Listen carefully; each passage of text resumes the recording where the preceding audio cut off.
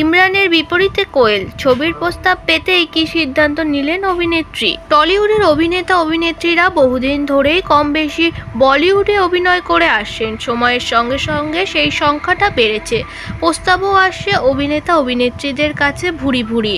সেই তালিকায় একটা সময় নাম ছিল অভিনেত্রী কোয়েল মল্লিকের। ইমরান হাশমির বিপরীতে অভিনয় করার কথা ছিল তার। কি শুনে অবাক লাগছে তো? তবে এটাই সত্যি, কিন্তু সেই ছবির প্রস্তাব গ্রহণ করেননি কোয়েল মল্লিক। সম্প্রতিতে এই প্রস্তাব পাননি তিনি, বরং ক্যারিয়ারের শুরুর দিকে পেয়েছিলেন এই প্রস্তাব। কেন ফিরিয়েছিলেন তিনি? বিপরীতে ইমরান হাশমি বলেই কি এই সিদ্ধান্ত?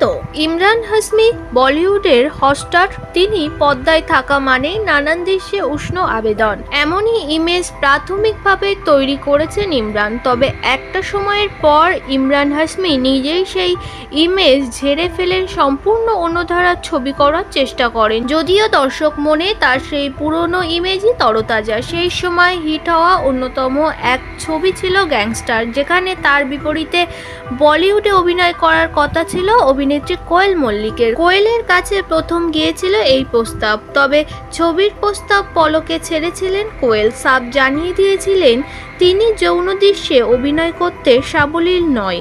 কোয়েল মল্লিক প্রথম থেকেই নিজের কাজের বিষয়ে সচেতন, তাই তিনি এই ছবির প্রস্তাব ফিরিয়ে দিয়েছিলেন।